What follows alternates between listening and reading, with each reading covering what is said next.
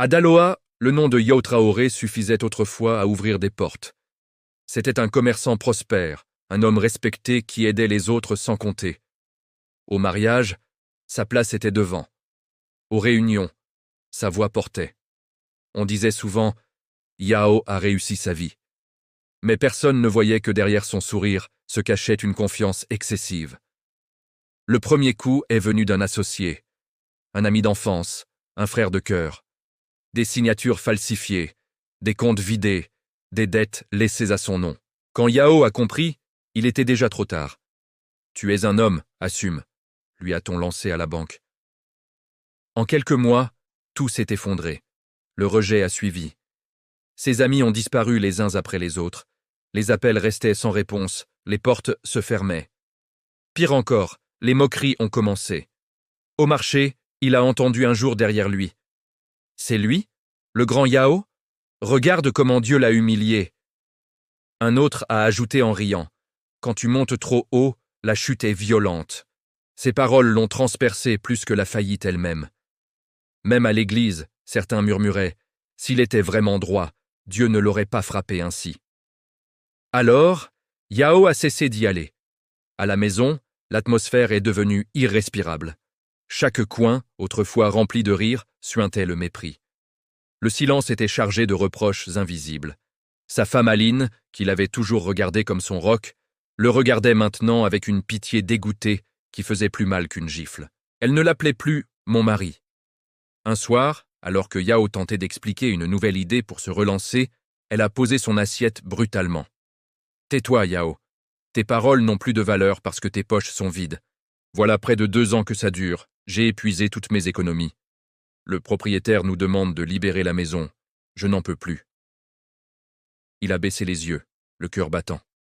« Tu nous fais honte, » a-t-elle continué, la voix glaciale. Au marché, les femmes baissent la voix quand je passe. Elles disent que j'ai épousé un homme de paille. Le coup de grâce est venu quand il a tenté de prendre son fils cadet dans ses bras. L'enfant a reculé, cherchant le regard de sa mère. Les enfants ont besoin d'un père fort, pas d'un perdant qui se cache dans l'obscurité, a tranché Aline. Ils ont besoin d'un modèle, pas d'une ombre. Le lendemain matin, le bruit des valises sur le carrelage fut son seul adieu. Elle est partie avec les enfants, en lui disant « Quand tout ira bien, fais-nous signe ». Yao n'a pas tenté de les retenir. Quelle force aurait-il pu utiliser? Sa dignité était en lambeaux. Cette nuit-là, il s'est laissé glisser contre le mur nu du salon, là où pendait son portrait de commerçant prospère. Il est resté assis sur le sol dur jusqu'au matin, les yeux fixés sur le néant. Il n'était plus un mari, il n'était plus un père, il n'était qu'un corps immobile dans une maison vide. Dans ce silence, une pensée tournait en boucle. Si même ceux qui m'aiment m'ont rejeté, pourquoi Dieu m'accepterait-il? Le psaume 88 le disait. Mon âme est rassasiée de maux, et ma vie s'approche du séjour des morts. Yao fut chassé de sa maison et devint invisible. Il dormait parfois devant les boutiques qu'il possédait autrefois. Des jeunes riaient en passant. « Hé patron, tu gardes ta propre boutique maintenant ?» Il baissait la tête, toujours. La honte était devenue son manteau. Un soir, après une journée de trop, il a pris une décision. Il a marché longtemps, jusqu'au vieux pont abandonné. « Seigneur, j'ai tout essayé », a-t-il murmuré. Il a regardé l'eau noire en contrebas. « Même toi, tu m'as oublié. » Il a posé un pied en avant. À cet instant précis, une voix intérieure, douce mais ferme, s'imposa à lui. « Pourquoi t'abattes-tu, mon âme, et gémis-tu au-dedans de moi?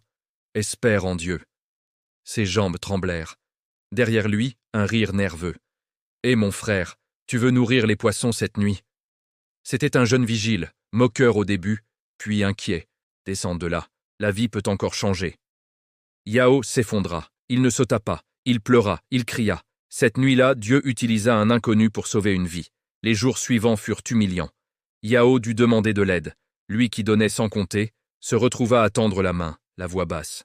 « Mon frère, juste pour dormir ce soir. » Il dormit dans une cour, à même le sol. Le matin, il se réveillait avant tout le monde, par honte d'être vu.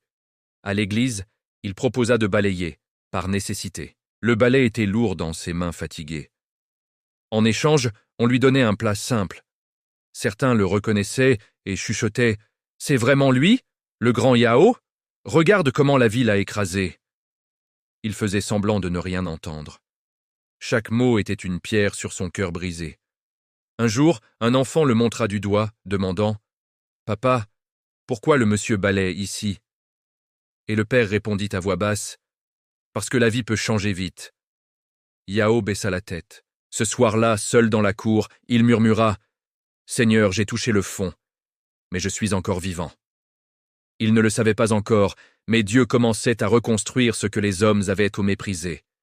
Pour la première fois, Yao priait sincèrement. « Seigneur, je n'ai plus de nom, plus de force, plus d'orgueil. Si tu ne me relèves pas, je resterai à terre. » Et Dieu répondit doucement « Ma grâce te suffit. » Un petit travail arriva. Aider à décharger des sacs au marché. Le dos courbé, les mains douloureuses, Yao accepta. Puis un autre, gardien de chantier la nuit. De petites tâches que personne ne voulait. Mais pour Yao, c'était une porte entr'ouverte.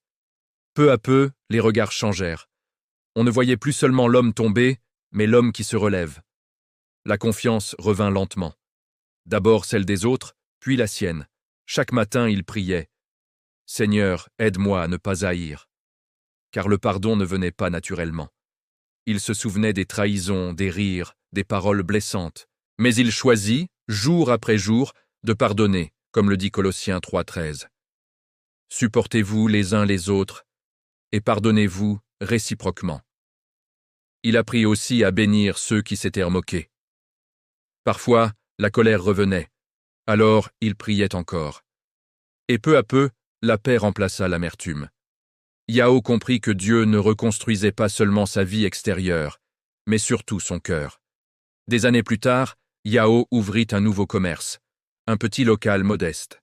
Mais cette fois, avant chaque décision, il priait. « Seigneur, si tu n'es pas dedans, je n'y vais pas. » Il avait appris la dépendance totale à Dieu. Le commerce grandit lentement, sainement, sans dette, avec paix. Un jour, une petite voix l'appela. « Papa !» Il se retourna. Ses enfants étaient là plus grands. Il les prit dans ses bras, pleurant, remerciant Dieu en silence. Les visites devinrent régulières. Les liens se réparèrent. Puis, un autre jour, sa femme revint. La vie l'avait brisée à son tour. Elle baissa la tête et dit « J'ai compris. » Yao se souvenait de la douleur, mais il se souvint aussi de la grâce. Il choisit encore le pardon. Dieu ne lui rendit pas seulement ce qu'il avait perdu. Il lui donna davantage. Une paix qu'il n'avait jamais connue, une sagesse nouvelle, une famille restaurée. Comme le dit Ésaïe, « Au lieu de votre honte, vous aurez le double. » Yao sourit, non comme un homme qui a tout gagné, mais comme un homme qui a tout appris. Il savait désormais, « Si je suis encore debout, ce n'est pas par ma force, mais par la grâce. » Toi qui écoutes ceci, écoute bien. Les moqueries ne définissent pas ta fin. Le rejet n'annule pas ton appel. La chute n'est pas ton tombeau. Le livre des Proverbes dit que celui qui tombe se relève. Si tu es au bord de ton propre pont, arrête-toi. Crie à Dieu, même sans mots. La même grâce qui a retenu Yao peut te retenir aujourd'hui. Et le même Dieu qui l'a restauré peut te restaurer doublement. Ne quitte pas la scène avant la fin de ton histoire. Dieu écrit encore. N'oublie pas d'accepter Jésus-Christ comme ton Seigneur et ton Sauveur, car il est la clé de toute réussite. Que Dieu te bénisse. Amen.